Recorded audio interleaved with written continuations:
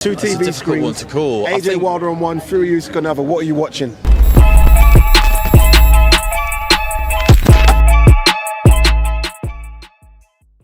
Pro boxing fans, here with Ade Oladipo in Riyadh. Man, listen, look, you've been to Saudi before. You've done the away trips before. Yeah. This is impressive, man. Yeah, this feels and is bigger than the other two that I've done. So the other two I've done with AJ Usyk and AJ Ruiz. And this just feels a bit bigger than that, I have to be honest with you. Yeah, it just feels massive. It feels massive. And look, I've seen the guest list of people that are here. I've been watching the people come in on the planes, superstar after superstar. Miguel Cotto, Dimitri Bivol, Floyd's going to be here. I see Badu Jack just mingling around. As well, Izzy Adesonya's here, so it's crazy. They've got like a halftime show from when they go from Fabio Wardley, Adelaide to Fury and Ngannou. They've literally tried to tick every single box. Like, what's missing from boxing? Get it. How much it costs? Don't worry.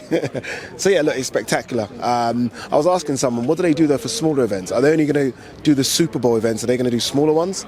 I think that's where they need to bridge the gap. But for now, when it comes to the big events, this is just ridiculous. Ridiculous.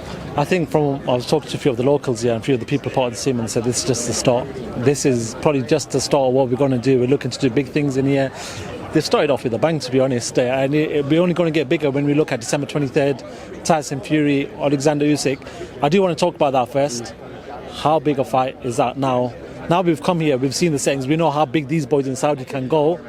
How big is that fight going to be? This is almost like, to call this a starter for the main course is silly, but it's a starter for the main course, isn't it? I mean, nothing's bigger, I don't think, in sport than the undisputed heavyweight title fight between two guys, unbeaten, we hope.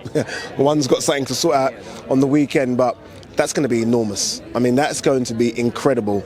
And look, they've got pockets that just seem to have no depth to it. They can just keep on going and going and going. So I kind of do wonder what it means, though, because, I mean, if you're fighters that have fought here, like even Adelaide Wardley, I heard are getting really big money, like the biggest purses ever for a British title fight, which is more than White AJ, which was pay-per-view. Everyone's going to want to come here and fight. So now, if you're Adelaide, and let's just throw a figure out there, $500,000. I don't think it's that much, but let's just throw that figure out there. Are you going to want to fight again for 100,000? Do you know what I mean? It might cause problems. It's going to be difficult for those fighters going forward. So that's my only worry. Like, when they kind of overpay, when it comes back to normal pay, are these fighters going to fight 3-4 times a year? Or they're going to think, you know what, no, I just want to fight once in Saudi because that's where the money is. So that's the only problem for me. I think we're sort of seeing that with Wilder and Joshua. Obviously, I think they've seen the Saudi money, and now they're going back to market value, and maybe it's like a big discrepancy now. So that's why we're possibly not seeing the fight. And by the way, market value for AJ Wilder would have been ridiculous. It would have been 20-30 million. But I guess they were getting these kind of numbers. And it's like, well, we were offered 60-70 again. I don't know if these numbers are true, but we're offered 60-70. 20-30 seems like, no, I ain't doing that. Well, 20-30 is ridiculous. And that's the problem. Again, this is amazing, and I want all fighters to eat. But if it comes down to the fact that fighters are going to fight once a year because they want to wait for the Saudi Super Bowl, rather than do what they used to do, O2 Arena, AO Arena, then, I don't know, British fight fans and world fight fans might start missing out eventually. Talk to me about, firstly, this one. We saw John Fury yesterday. Do you know what John Fury is? We were at Misfits. We covered Misfits, Tommy Fury. I spoke to John afterwards. He goes, listen, I'm an insane. I'm here to do what I need to do for my sons to entertain. Well, what do you make of John's sort of things that he does? Listen, we know what he does, and everyone has a different opinion on it. What do you make of it? I like John. I've sat down and had like an off-the-cuff interview where he was a bit more serious, but he's doing it when it doesn't need to be done. Like, I spoke to Tyson about it yesterday. He's like, yeah, he sells the fight. I was like, the fight doesn't need to be sold. Same with Tommy Fury, KSI at the time. He sells the fight. It was sold already. That's not going to add 100,000 buys to it. Do you know what I mean? But he's a character. He wants to be involved. And who's going to stop him? No one was going to stop him yesterday, were they? Again, as long as he doesn't cross the line. And he was nowhere going to cross the line in here. I think he's not as silly as people think he is. He's smart. He knows where he is. He knows what he's doing. There was no bad language. He knows what he's doing. And look, I mean, all power to him. Look, he's futures in the WWE. Yeah. I can't believe they've not taken him as a manager. Like, he could be a manager in the WWE, but I like him. I like him as a character, and he adds to what is normally very dull press conferences.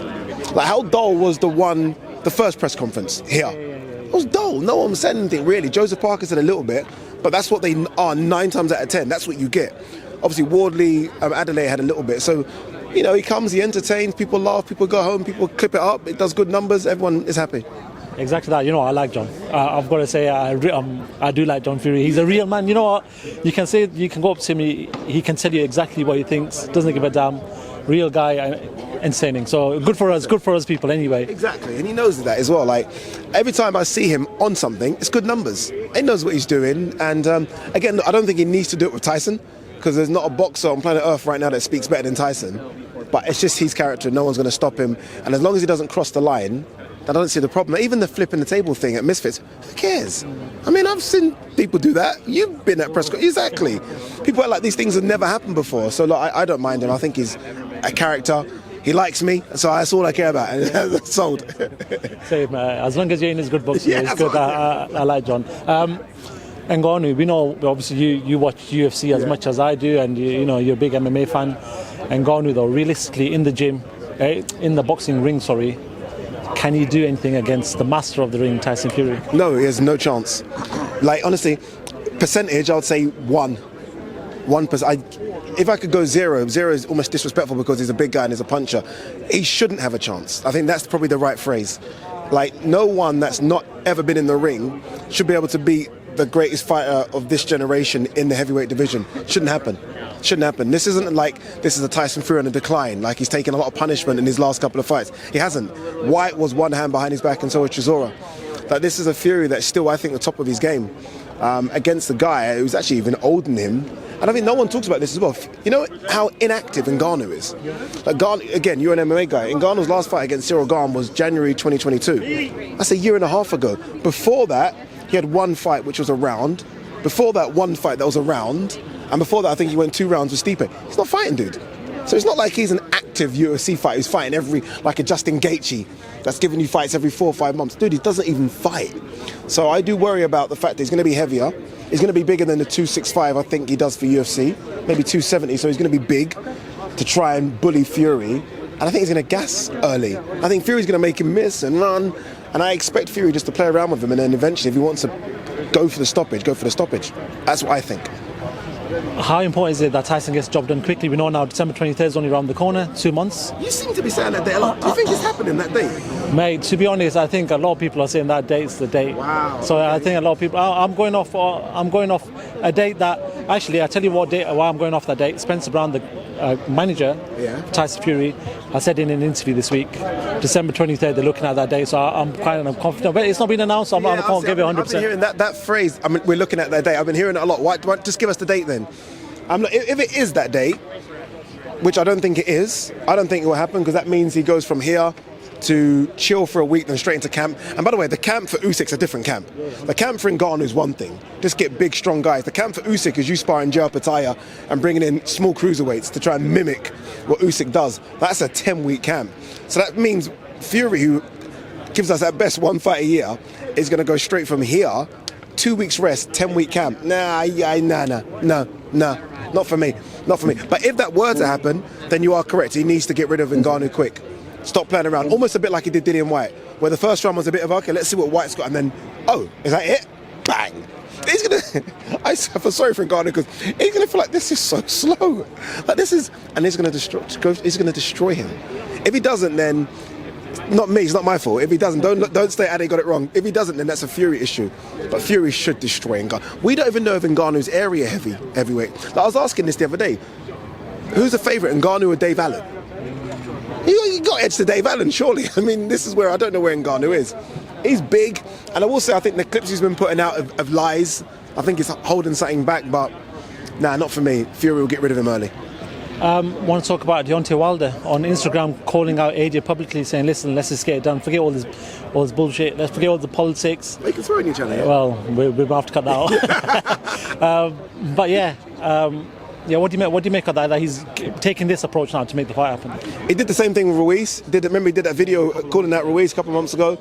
I don't know. Look, I remember after the Fury loss, there was talks about him not fighting again. And then obviously he fought Hellenius. Dude, he doesn't fight. It's weird, like, I can understand why he wants the AJ fight, because AJ is money, right? I mean, the AJ fight's money, and he thinks he can beat AJ. But he just doesn't fight. Like, fight someone else. Like, say what you want about AJ and these opponents of recent times. At least he's fighting. if AJ does fight in December, and I think he will, that's 3 fights in 9 months. What's Deontay Wilder doing? The 38 man, go out there and knock out some people. So yeah, I don't know. I do wonder if him and AJ need to sort this out themselves, maybe have a conversation themselves, a bit like Spencer and Crawford did to make the fight happen. But I don't know. I want to see it, but again, it's kind of like what you said at the top. They were offered huge money here. That money's never been pulled from them, and now it's a case of maybe we just take the 20 million like paupers and have the fight. So I don't know, man. I want to see it desperately. It's a fight that I think, if made, would rival anything we've seen in years in terms of numbers, bums on seats. Everyone would be watching that. I honestly believe, and I can be corrected, Andy Clark might correct me here actually, Andy, I think if you've got 2 TV screens on at the same time and AJ Wilder's on one and Usyk Fury's on the other, I think everyone's, not everyone, I think the majority are watching AJ Wilder. Andy, get into this. Andy, get into it. That's a debate, actually. What do you that think, is a Andy? debate. Am I wrong, or what do you think? Percentage? I mean, that's a difficult one to call, isn't it? 2 That's a TV difficult screens, one to call. AJ Wilder on one, Fury Usyk on another. What are you watching?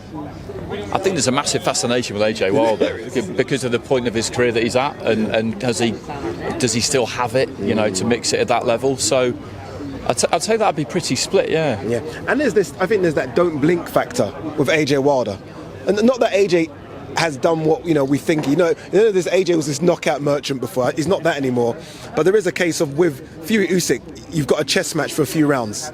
For AJ Wilder, you generally think if you go toilet, you could miss it. Yeah, you could miss it. So there is going to be that, I think, with AJ Wilder. But look, I hope we see both of them. I think we'll get Fury Usyk. I'm still not sure about AJ Wilder. Not sure at all. Chaos in Lagos. Chaos in Lagos, mate. That'd be amazing, wouldn't it? Can you imagine what that? Both of these monsters come into the ring and they'll wear Nigerian attire. Literally, that's what you're trying to do, isn't it? Like they talk about what we're here for, right? In terms of just building up people watching it. That would generally create young boxers in Africa. There'll be people looking at that, 10-year-olds thinking, I've got a box. And they'll be going to gyms the next day to try and be like AJ and Wilder. That's a growth. I pray it happens, but I doubt it. The thing with that fight as well, with AJ Wilder, is that I think people will watch it kind of knowing that if he loses, he may be done. Yeah. That kind of final roll of the dice, like I say, has he still got it in him to chin or be chinned? Yeah. Basically. Yeah. So I think there's that kind of definite fascination with that one too. With Fury Usyk, I feel like the British people probably expect Fury to win. I think it's tough, but I mean, I'd probably expect him to win as well. Yeah, so do I. The final one I did, and Andy, this is definitely not your side of boxing. I'm going to talk to him about Tommy Fury, KSI quickly. Yes. What do you make of KSI appealing the decision against Tommy? I don't understand it all. What are we actually appealing here? Like, what happens? So if it gets turned into a no contest or a draw, it's ridiculous. And all of them, there's about 4 of them appealing it. And I'm like, what are we appealing, guys? I don't know. I will say this. Even in the defeat, and it was a defeat, right? I had it a draw, but it was more likely a draw Tommy win than draw KSI win. Done well against a boxer. I remember speaking to a lot of people, and the predictions were Tommy knocks him out. Tommy's so much bigger, he's so much stronger, more experienced. So, although we lost, I think he should, hold his hand higher. Like, I went in there against a legit boxer. I've been doing this 4 years, and he's been doing it since he was wee high. So I don't think he should be upset by it. But yeah, the idea of appealing is just, come on, KSI, come on, brother. You don't need to do it. Get a rematch. Tommy should stay in this scene as well. I know Tommy's speaking about, I want to leave the scene. Why would you? You're making millions, fighting in front of 20,000, press conferences, all that stuff. Why would you want to go back to fighting in front of a man and his dog, York Hall, Bethnal Green? I know he can do a bit bigger than York Hall, but he's not going to give 20,000 fighting Vidal Riley, although it's a big fight. And I think he's not at that level yet either. So stay in this scene and make millions. And then, maybe when you're 28, you want to go. But for now, clean up. Honestly, clean up. I spoke to him the last 2 days. He said he wants Jake Paul. He wants that Jake Paul fight again, which is interesting. What do you make quickly? You watch KSI Quickly for 20 minutes. KSI, Jake Paul.